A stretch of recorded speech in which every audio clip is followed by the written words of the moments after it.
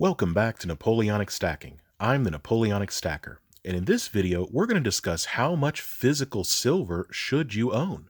Stay tuned.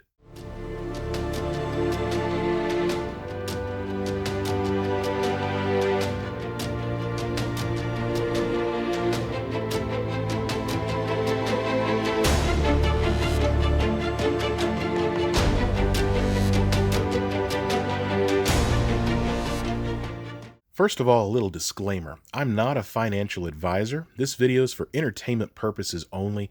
Always do your own research before investing in any asset. So to understand how much physical silver you should personally own, you first have to ask yourself, why are you stacking silver to begin with? For me, I began stacking silver primarily as a way to save for my future. Ultimately, when it came down to trying to save cash, anytime I got any amount of money, I would spend it on something. So it was very difficult for me to be able to save in cash.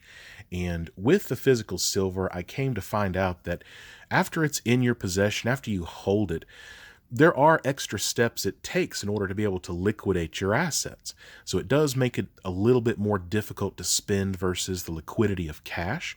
And for me, that ended up being an advantage because I was able to hold on to significantly more of my wealth. Another great reason to diversify some of your wealth into physical silver is that it is a hedge against high inflation and hyperinflation.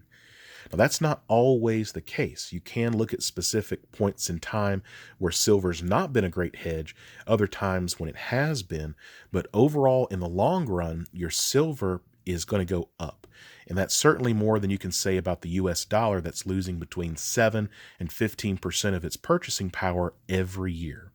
Now that's looking at inflation over the course of the last 2 years, and there's nothing that indicates to me that the inflation rate's going to go down substantially anytime soon, considering how much spending that our federal government's doing on a yearly basis.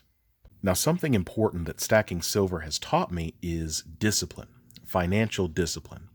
And now that I've been stacking gold and silver on a regular basis, it's become a lot easier for me to be able to build up a cash stockpile.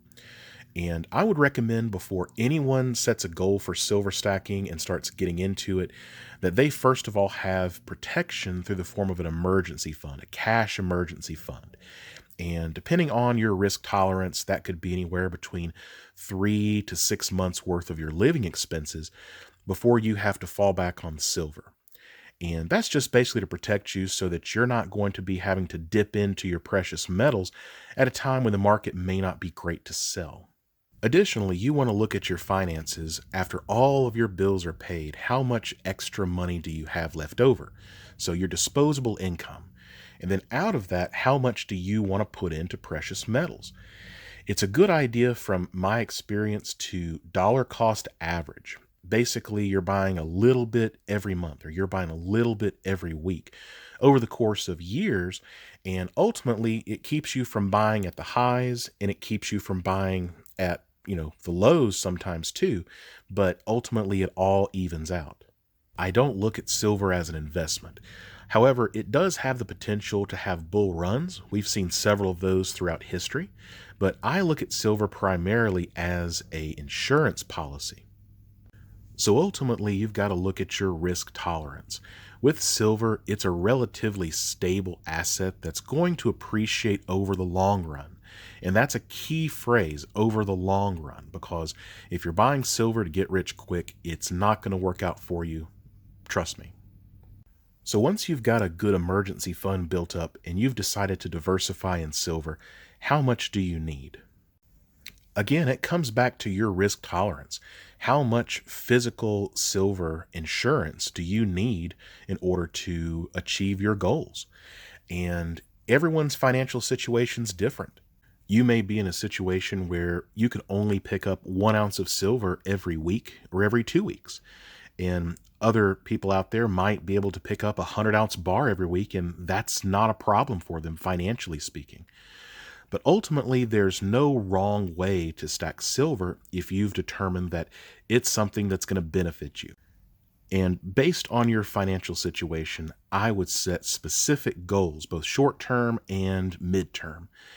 Basically, to say, I'm going to pick up X number of ounces every week, or I'm going to pick up X number of ounces every month, and do that on a consistent basis.